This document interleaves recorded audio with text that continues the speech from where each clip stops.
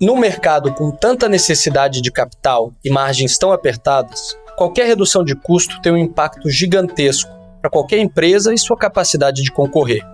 Essa é a realidade do mercado de energia, de uma maneira geral. E para o setor de combustíveis especificamente, existe uma pedra no sapato há muito tempo: o devedor quanto mais. Ele é um sonegador profissional, que tem a inadimplência como estratégia de negócios. Acontece que existe um grande desafio em caracterizar legalmente a prática e combater de maneira efetiva. Agora, por necessidade de arrecadar, o devedor quanto mais está na mira de uma proposta do governo. Mas mesmo para o setor de energia, há críticas sobre o caminho escolhido. Hoje, esses embates são assunto do Jauli, podcast de energia do Jota, em parceria com o INTE, o Instituto Nacional de Transição Energética. E eu sou o Felipe Seligman, cofundador do Jota.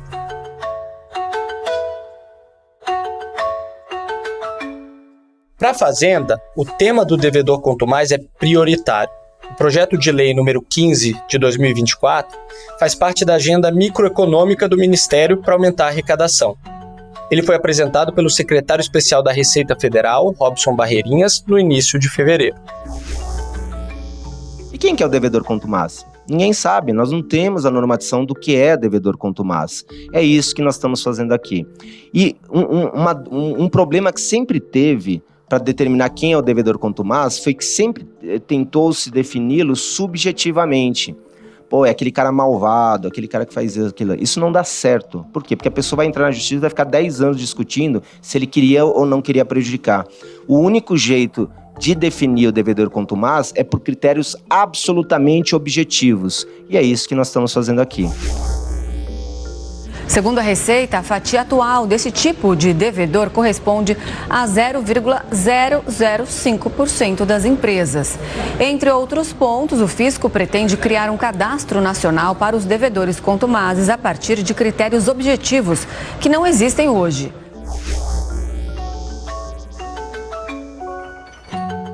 Os agentes do setor de combustíveis questionam o escopo do projeto do governo e principalmente sua capacidade de atingir os tributos estaduais, ponto visto como fundamental.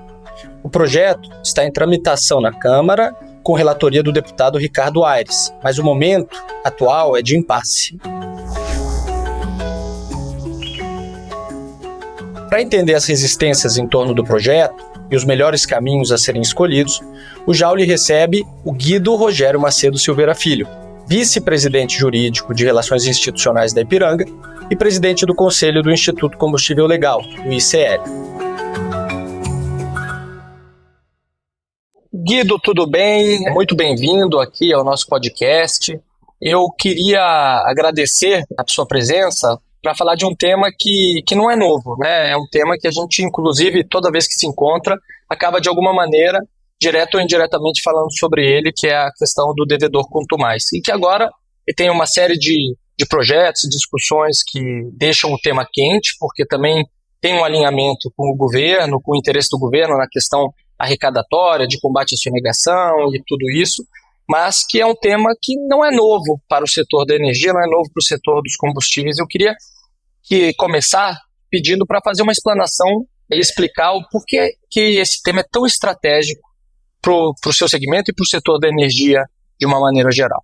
Bom, Felipe, primeiro agradecer a vocês, né, ao Jota, pela oportunidade da gente estar aqui participando e falando mais uma vez sobre esse tema que é tão importante para a gente, tão caro para a gente, que é a questão justamente do devedor quanto mais, e explicar qual a razão disso, né? A razão é porque o setor de combustíveis, ele há vários anos, ele passa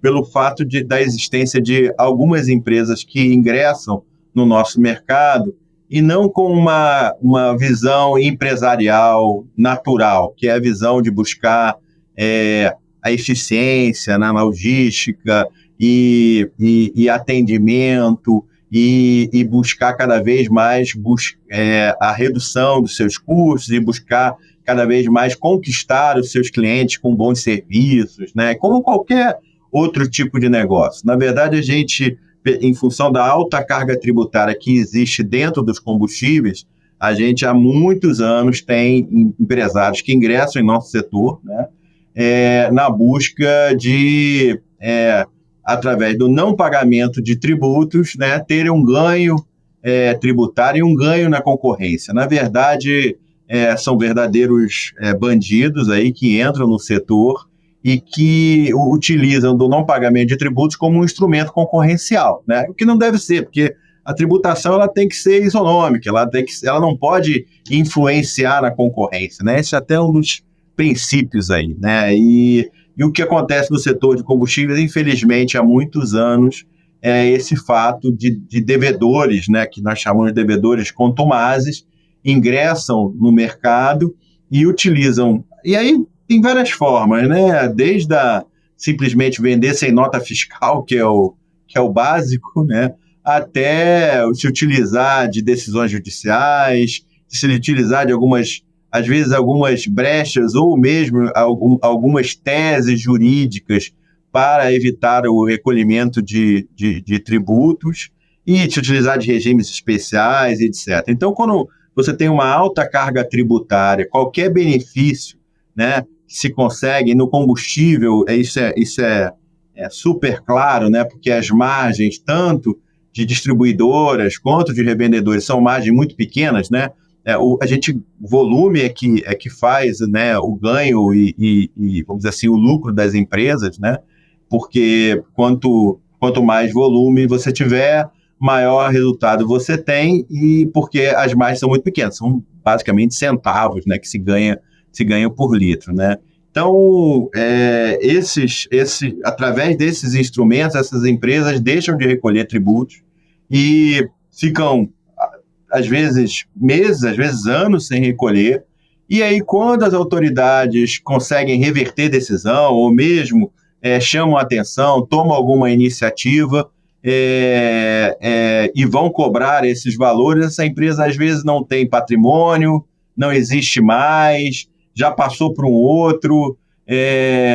A gente olha aí, a eficiência na cobrança desses tributos é menor que 1%. É uma coisa assim bem complicada, e a gente vê encerrarem empresas e surgirem outras empresas no lugar dessas, com as mesmas práticas. Por isso, o PL criado lá, falando primeiro do PL 164, né? Lá que, na verdade, ele começou com a senadora Ana Amélia e depois ele foi aperfeiçoado na época pelo senador Jean Paul, né? Visa justamente isso, né? Dar maiores instrumentos para que tanto a União quanto as secretarias de Fazenda possam atuar, né? E possam mais rapidamente impedir que esses empresários que se utilizam dessa sistemática, né, de ingressar no setor para não pagar tributo, concorrer, possam ser coibidos, né? Porque o que precisa é uma atitude e instrumentos mais rápidos, as autoridades estarem atuando, né? 2 projetos de lei tentam estabelecer critérios uniformes, claros e objetivos para distinguir os devedores contumazes dos demais contribuintes, a fim de assegurar a racionalidade do sistema tributário, prevenir abusos e garantir a segurança jurídica e a igualdade entre os agentes econômicos, inclusive para evitar que devedores contumazes troquem de estados ou de atividade e continuem sem pagar as dívidas. O relator das propostas é o senador veneziano Vital do... E Guido, antes da gente entrar nos detalhes, nas diferenças dos projetos, né? Você comentou sobre o projeto 164 que está no Senado, tem também o PL 15 que foi enviado pelo governo. Queria que, se pudesse, você exemplificasse, desse algum exemplo de como essa prática acontece, né? A gente conversa, os exemplos são muitos, mas se puder trazer para a gente aqui e relatar casos específicos para que a gente possa visualizar como é que esse tipo de prática acontece, pode ajudar aos nossos ouvintes e aquelas pessoas que hoje estão eventualmente tentando regulamentar isso e em dúvida sobre quais caminhos proceder, compreender a complexidade. Felipe, bom, posso até citar um exemplo recentíssimo, diria que hoje está, na verdade, tendo uma outra decisão importante em relação a esse tema, que foi um regime especial criado pelo estado do Amapá. Na verdade, esse regime especial, a sistemática já existe há algum tempo, mas ele começou a ser utilizado para combustível no meio do ano passado, que criou, vamos dizer assim, um corredor de importação de combustível pelo Amapá a partir de meados do ano passado, e que transformou o Amapá no maior importador de diesel desse país, né? O Amapá, que aí cito alguns exemplos, né? O Amapá tem 16 milhões de litros de tancagem no estado inteiro, e ele simplesmente em 6 meses ele foi responsável pela importação, vamos dizer assim, de mais de 1 bilhão e 600 milhões de litros de diesel, né? Então, é uma coisa... De diesel não, tem até gasolina, tem outros produtos, né? Então, é uma coisa, assim, impressionante, porque, na verdade, o que acontecia era simplesmente uma importação em que o desembaraço aduaneiro, né, era feito através desse regime especial, o desembaraço era feito em águas. O produto, obviamente, ele nunca entrava e nem teria condições físicas, né, de estar entrando no estado do Amapá. O estado do Amapá recebia, por esse regime especial, um percentual de 3% do ICMS, e o restante do ICMS deveria ser recolhido, como na regra do ICMS, no estado de consumo, né? Então, esse produto, basicamente, ele entrou por swap, né, pelo estado de Pernambuco, entrou em Santos, entrou em Paranaguá, e deveria ser recolhido no prazo, conforme o regime especial estabelece, de 60 dias depois do desembaraço e da chegada desse produto. O restante do ICMS deveria ser recolhido ao estado de consumo, né? O que acontece é que a gente vê que, de fato, as empresas que se beneficiaram e aderiram a esse regime trouxeram esse volume gigantesco de produto, e os estados, vamos dizer assim, principalmente São Paulo, né, Paraná e lá Pernambuco, os estados onde esse produto começou a entrar, chegou até o próprio Mato Grosso, começaram a ver, olha, não está sendo pago o restante, né? E aí criou-se uma questão bem grande, né, no CONFAZ, porque esse regime estava causando, por exemplo, para São Paulo, eu já tenho números bem atualizados, mas causou aí, vamos dizer assim, um impacto de um possível não recolhimento de quase 1 bilhão de reais em ICMS, né? E os estados, então, na última reunião do CONFAZ, começaram a buscar que esse convênio fosse revogado. De fato, o estado do Amapá, sensibilizado com isso, na semana passada revogou todos os convênios que existiam, e hoje houve uma reunião extraordinária também do CONFAZ, em que foi aprovada uma mudança lá, um convênio novo, assim, obrigando ao recolhimento completo do ICMS no momento do desembaraço aduaneiro, sem dar esse prazo, sem esse... Então, o que ele está querendo dizer é o seguinte: o sistema funciona quando ele, vamos dizer assim, ele estabelece lá o que a gente sempre defendeu, né? O recolhimento na importação, seja no produtor ou no importador, no momento do desembaraço aduaneiro, porque o produto ele é consumido e acaba que o tributo não é recolhido, né? Então, eu acho que a importância da gente ter, primeiro, a legislação muito clara em relação ao momento do recolhimento, né? Que desde lá da Lei Complementar 192 passou a ser monofásico, né? A recolhida no produtor e no importador, né? E também para não criar, vamos dizer assim, novos devedores contumazes, porque, na verdade, esse regime, ele não, vamos dizer assim, dava uma isenção para não recolher o tributo. Simplesmente, ele adiava o momento do recolhimento, e isso possibilitava a que essas empresas não fizessem o recolhimento, e aí, de novo, caímos na questão do devedor contumaz. É uma empresa que vai aumentar a sua dívida, né? Ela vai ter autuação, vai ter cobrança e etc. E só que na hora que o Estado consegue chegar lá no final dessa história toda, né? Depois de autuado, depois de defesa administrativa, essas coisas todas, depois de alguns anos, a empresa não existe mais de novo. Os sócios normalmente são sócios laranja, não tem patrimônio, Então, é essa a questão principal, né? A gente vê os valores são altíssimos em pouco tempo, né? E funciona desse jeito, né? Quer dizer, o cara acumula a dívida, ele é cobrado, obviamente, né? Porque os estados cobram, mas a gente precisa de uma legislação mais eficiente, caracterizando o devedor quanto mais e com a característica do devedor quanto mais, dá poderes para que o fisco atue mais rapidamente e evite que essa dívida fique incobrável, porque quem não tem patrimônio, como é que vai cobrar essa dívida, né? E vira outra empresa, não tem como. Então vamos falar da legislação, né? A gente tem principalmente esses dois projetos que a gente citou, e só para fazer um comentário aqui, né? Quando você diz hoje, a gente está gravando essa entrevista no dia 25 de abril, e então para você que está ouvindo no futuro, na verdade é a decisão do CONFAS do dia 25 de abril de 2024. Mas vamos falar dos dois projetos, né? Então vocês defendem faz algum tempo que a discussão ela aconteça em torno do texto do PL 164 de 2022, né? E agora o governo enviou o PL 15, que tratava do tema, entre outros assuntos, né? Isso gerou uma certa preocupação. Queria que, se puder rapidamente também explicar a grande diferença entre os dois e por que vocês criticam que o debate aconteça no projeto que foi enviado à Câmara, e não que se aproveite um debate que já vinha acontecendo no Senado e que trata de questões de uma maneira até mais profunda e mais ampla, me parece, do que aquele outro. Depois a gente pode ir detalhando um pouco melhor. Sem dúvida, Felipe. É bem por aí que você está colocando. É lógico que a iniciativa do PL 15 ela é importantíssima e só demonstra a preocupação que o governo está tendo, né, com a questão do devedor quanto mais. Então, eu acho que foi um avanço muito grande a gente ter o PL 15. É melhor que a gente tenha dois para discutir do que não ter nenhum, né? Então, eu acho que foi super importante ter o 15.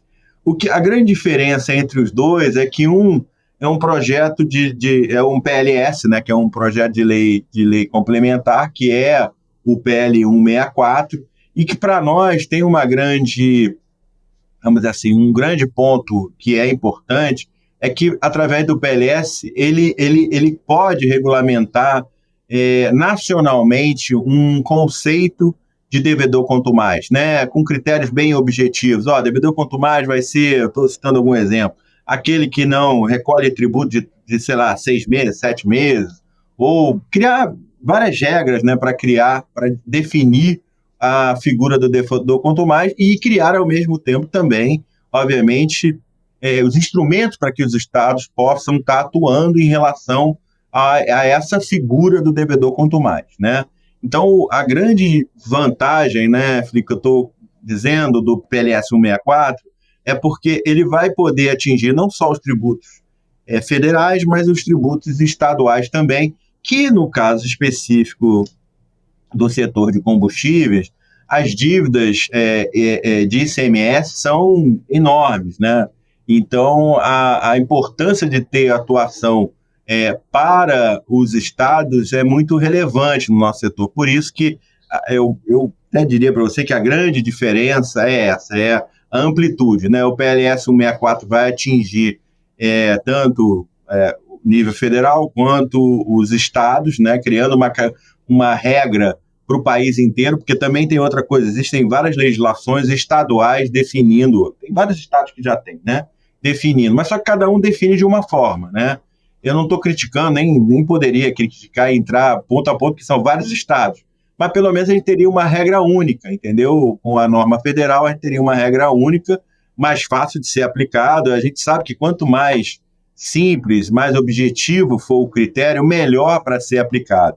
Mas o PL 15 tem também suas vantagens, né? Quer dizer, o PL 15 ele é importante porque ele já cuida da questão federal, ele, depois logicamente, do debate no Congresso e tal, ele é muito objetivo na hora que ele estabelece as regras para a característica do devedor quanto mais, e o que a gente tem buscado, e aí eu acho que isso que é importante, né, é conversar com o governo para ver o que de melhor a gente pode tirar, né? Eu acho que esse que é o grande objetivo, e a gente tem discutido bastante para ver se a gente consegue fazer alguma alteração, ou a gente consegue fazer uma conversa em que a gente consiga junto criar algo, porque o objetivo é o mesmo, né? Não é nem um pouquinho diferente. Nós não temos nenhuma questão em relação diferente do que buscar realmente que todos os tributos sejam recolhidos corretamente. A gente trabalha, as empresas trabalham de uma forma muito correta, então a gente não tem nenhuma questão de preocupação em relação à forma como está o PL 15 ou o 164. A nossa preocupação é que ele seja o mais efetivo possível e que eles de fato possam dar cada vez mais força para o combate ao devedor quanto mais, né? E me parece que para vocês do setor de combustível, a abrangência estadual seria algo inegociável para tratar do tema de uma maneira mais profunda, né? Acho que não tocar na questão estadual me parece que passa muito longe de resolver o problema, pelo menos da visão do Instituto, do setor e para a questão da energia, né? A partir do momento que a gente não resolve o que não tem uma aplicação para a questão estadual, a gente passa a ter que ter normas em cada um dos estados, né? E os estados são importantes. Se você olhar as dívidas que existem, eu não estou tirando a relevância e a importância, obviamente, dos tributos federais, mas no nosso setor especificamente, se você olhar as dívidas que existem em relação a combustíveis nos estados, elas são gigantescas. Tem empresários, tem grupos conhecidos que devem 10, 12 bilhões de reais para os estados, né, dividido nos estados. Então, as dívidas estaduais, né, elas são muito relevantes. Primeiro, por conta da carga do tributo, né, do ICMS nos combustíveis, que é relevante, né, e depois porque, de fato, acaba que, primeiro, antes da gente ter a monofasia lá, que entrou lá, vai fazer 2 anos agora, né, a gente tinha um sistema que realmente era bem complicado, né, a questão de venda interestadual, tinha uma alíquota em cada estado, então você tinha passeio de nota fiscal, você tinha venda interestadual sem recolhimento de diferença. Então, isso tudo acabou por aumentar muito, né, o passivo dessas empresas, né, que se utilizavam desses instrumentos, né, desses devedores contumazes, e a dívida está aí grande. Como eu falei, tem empresas que devem 10, 12 bi para os estados. E então seria importante a gente ter alguma norma que pudesse, de fato, ser aplicada no caso dos estados, né? Então, esse é um ponto importante para a gente, mas é o que eu digo, né, Felipe? A gente tem que buscar o que é melhor. A gente sabe, no Congresso, a negociação é importante a gente saber, por isso que sei da importância para o governo do PL 15, né? Todos nós sabemos, e a gente está aqui para ajudar, para ver o que a gente consegue de melhor em relação, obviamente, às normas que vão definir o conceito do devedor quanto mais. Diante dessas discussões, a gente chegou a ver o deputado Ricardo Aires, né, o relator do tema lá na Câmara, a retirar a discussão do devedor quanto mais do projeto em algum momento, com uma pressão da Fazenda para colocar de volta. Vocês acreditam que existe alguma possibilidade de tentar unificar esses dois projetos, unificar a discussão, ou seja, os interesses da Fazenda com os interesses para ter uma classificação mais abrangente da discussão sobre o devedor quanto mais? E há alguma convergência nesses dois textos que poderiam levar a essa união? O que tem acontecido, Felipe, sinceramente, é o seguinte: a gente... primeiro, o 164 está pronto para ser votado lá no Senado, né? A gente seria interessante que ele pudesse avançar, né? Porque já está um tempão esperando ser votado por questões, imagino, da política, né? E por questões que a gente não sabe, não evoluiu e poderia já ser colocado para ser votado. Tanto que a gente participou, né, de audiências e tal, em que a gente coloca isso: olha, ele está pronto, vamos votar, vamos discutir, né, vamos colocar ele para frente, né, já passou as fases todas, ele pode ser votado, né? Então, para a gente, é inegável que o 64, para a gente, é a melhor, vamos dizer assim, nossa melhor opção. Agora, a gente sabe também que, poxa, a gente vive num país em que a gente tem que discutir, ouvir e encontrar o melhor caminho. Então, por isso que a gente está aberto e quer discutir com o governo o que a gente pode fazer para juntar os interesses, né? E são todos, vamos dizer assim, legítimos e importantes na questão da construção dessa definição do devedor quanto mais e chegar ao meio termo, né? Eu acho que esse que é o importante, né? A gente tem discutido, né, em relação ao PL 15. O PL 15, se vier da forma que a gente está discutindo, ele vai ser muito bom também. Só que, de novo, ele, do ponto de vista jurídico, pelo menos é o que a gente acha, que ele acaba não atingindo os estados, né, a questão dos tributos estaduais, e isso para a gente seria importante. Então, mesmo que venha o 15, seria importante também que o 64 evoluísse, pudesse ser votado, para que a gente pudesse ter também a questão do devedor quanto mais incluído na visão dos tributos dos estados.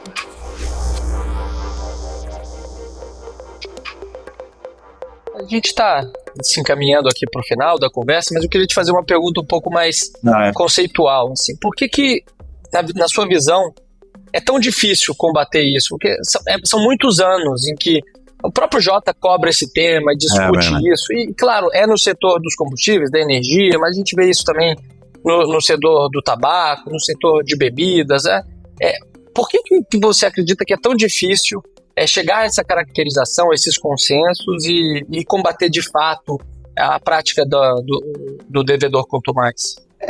Eu diria que, vamos dizer, a gente teve algumas dificuldades hoje, eu acho que a gente já evoluiu muito nesse entendimento. É lógico que existem, no Congresso, você sabe, Felipe, muito bem, existem muitos interesses, né, quer dizer, e o que eu acho que a grande dificuldade que a gente, vamos dizer assim, que a gente encontra, né, para uma definição e vamos dizer assim, para colocar a questão do devedor quanto mais, vamos dizer assim, criar o conceito, porque tem que ser um conceito objetivo, né?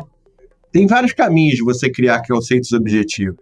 E eu diria que o conceito que foi criado não só pelo 15, mas também no 64, eles são válidos, eles são objetivos, eles criam regras, vamos dizer assim, mais claras e que as empresas vão poder se pautar por eles, né?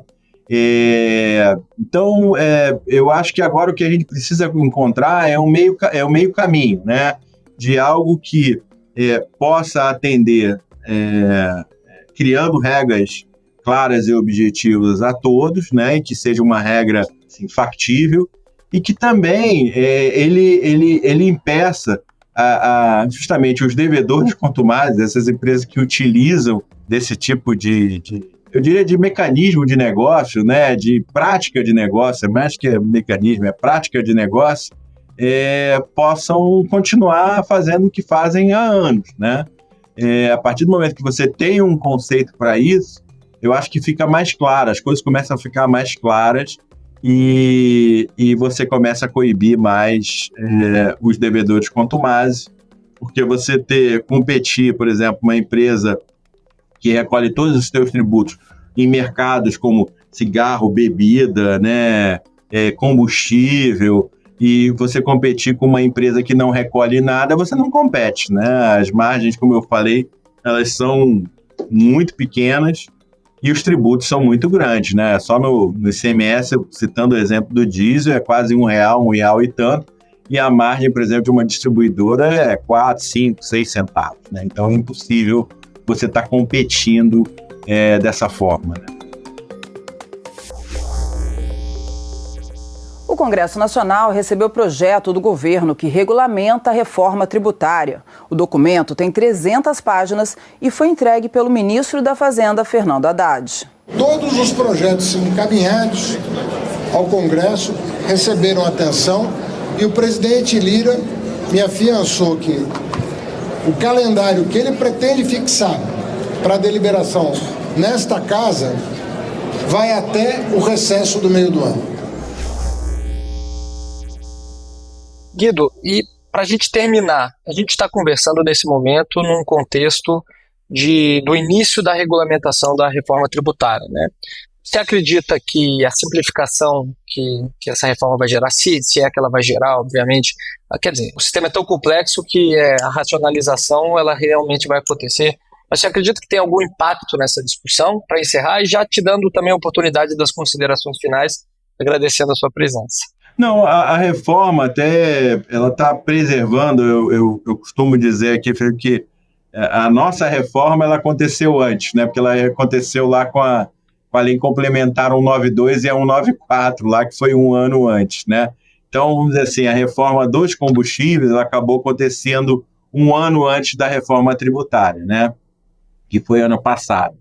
E a reforma tributária ano passado, ela preservou a simplificação que a gente teve das leis complementares, que é transformar, principalmente para os derivados, né, criar o sistema monofásico no ICMS, com alíquotas específicas e uniformes no país inteiro. Esse foi o grande ganho, e a reforma tributária manteve isso. E também, você já falou o dia que a gente saiu lá a minuta, né, da reforma, já tive a oportunidade de olhar muito rapidamente, mas está tudo preservado ali, né, e incluindo um ponto que é importantíssimo para nós, que são os biocombustíveis, em especial o etanol, porque o etanol tinha ficado fora, né, dessa mudança da 192 e da 194, né, o etanol continuou no regime da substituição tributária, e pela reforma tributária ele vai entrar no monofásico, com alíquota específica, etc.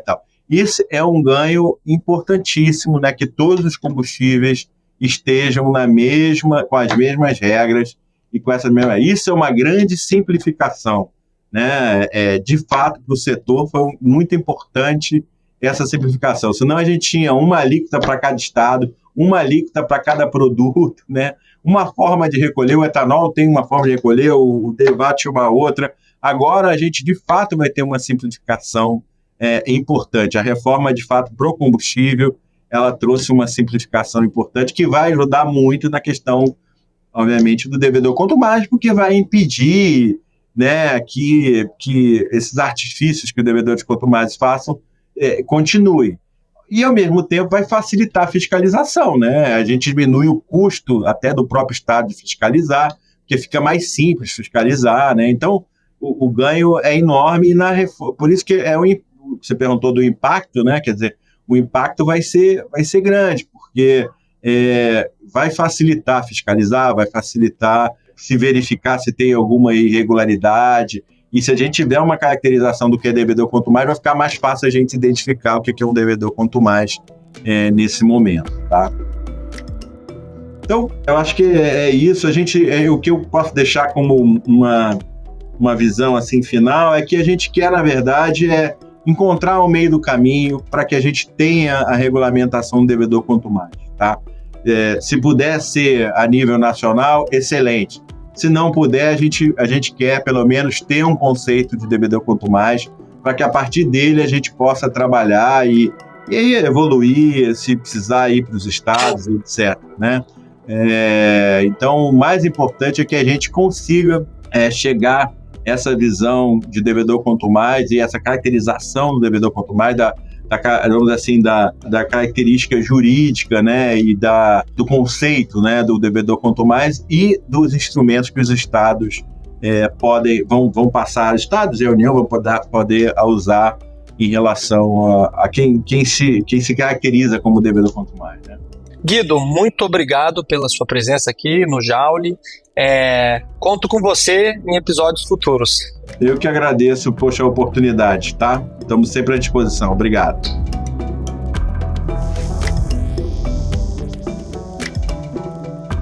Esse foi o Jauli dessa semana, podcast feito pelo Jota em parceria com o INTER, o Instituto Nacional de Transição Energética. Nesse episódio, usamos áudios das rádios Band News FM, Record News, Canal Gov, Rádio Senado e TV Senado. O episódio teve a colaboração de André Rossi, Letícia Paiva, Luiz Viviane e Roberto Maltic. Na semana que vem, a gente volta com muito mais análise e informação sobre temas do setor de energia. Obrigado pela companhia e até a próxima.